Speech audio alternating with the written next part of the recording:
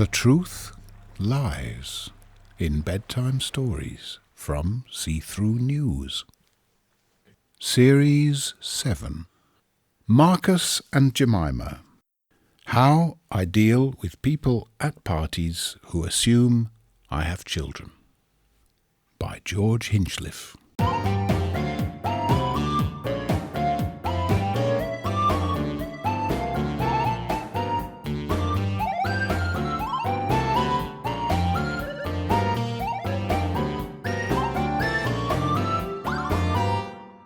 Episode 4. Further developments. How do we introduce Clytemnestra? Is it possible that there are others as well? Well, once I had realised that I'd invented my children, Marcus and Jemima, I thought, if this had been real, would they have been my only children? You know, here I am in my 60s, been around for a while, had relationships. It's probably likely that I would have had more than 2 children if I'd have been in the business of having children. And so I thought, actually, early on in my adult life, I probably would have had another child, and I thought Clytemnestra would probably have been the name that we'd have chosen. Of course, I'm not sure at this stage whether Clytemnestra would have come along before Marcus and Jemima. It's unclear. If you're making it up, you can switch all that around. You could say, oh yes, Clytemnestra came along quite late in my life. Or you could say, oh, well before I'd got things together. It was just a mistake at college. But, you know, she came along and we welcomed her.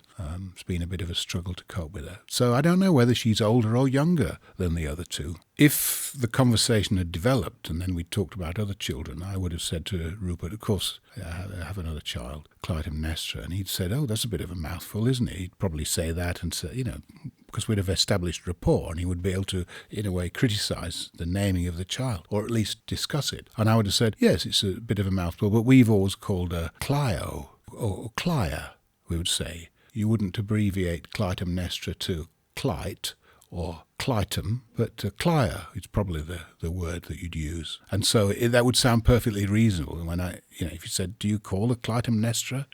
Time to come in from the garden now, Clytemnestra. Say, it'd be Clya. Clya, that sounds like the sort of name you would give a child, I think, colloquially. After I'd been talking to Rupert for a while about the 2 children, I confessed to him that I did have a third child, Clytemnestra, and because he'd established some rapport and we were talking in quite a relaxed way by then, he was able to ask me if we always called the third daughter Clytemnestra, or if we shortened her name. And so, of course, I said to him that in everyday use we'd said Clya. We called her Clya, not Clytemnestra. And so he thought that was perfectly reasonable. And it seemed perfectly credible that we'd had a third daughter with a slightly unusual name. And what were the circumstances under which you had this other child that you didn't? And why didn't you immediately bring her up?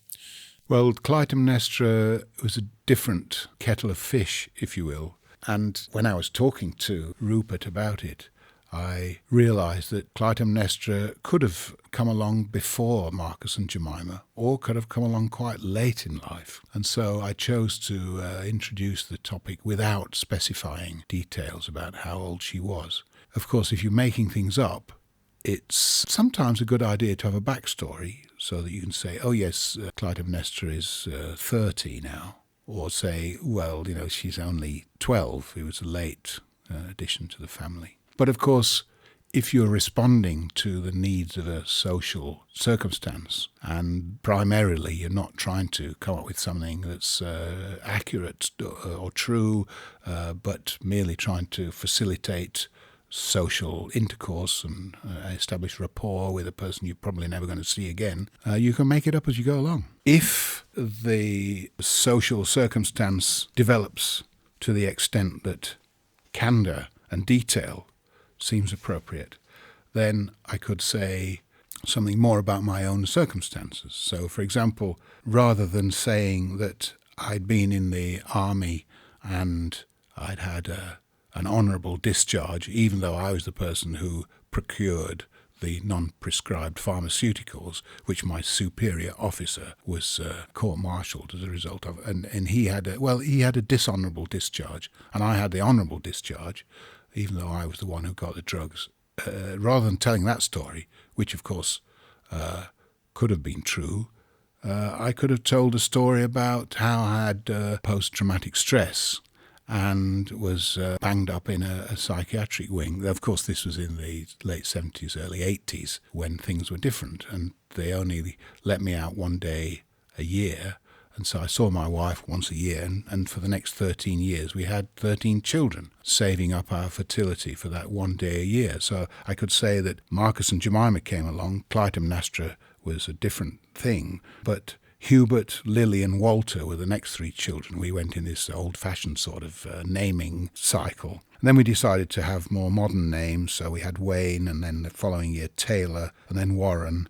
And then we got all sort of new agey about it and had Skye. Rather a nice name, I thought. But then decided traditional or old-fashioned naming conventions were better, so we had Augusta. And then, of course, late additions were Micah and Baz. But by the time Micah and Baz came along, we'd got into, what do they call that thing? Care in the community, so I was no longer incarcerated all through the year. Thank you for clearing that up. And, of course, then we had Pajork.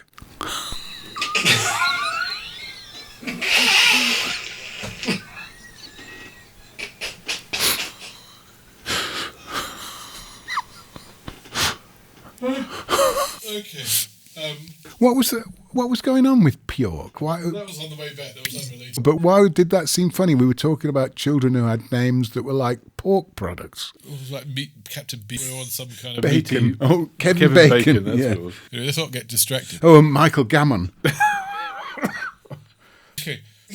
There may still be some listeners who are slightly in the doubt about what's going on. I thought your story about the village of compulsive truth tellers and compulsive liars was very helpful in that regard.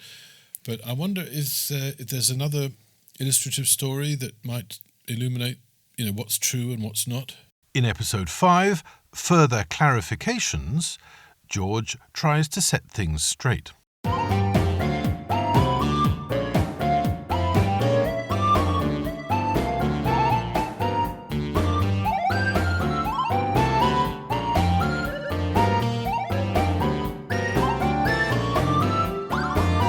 Marcus and Jemima was written by George Hinchliffe, who also composed the series' music.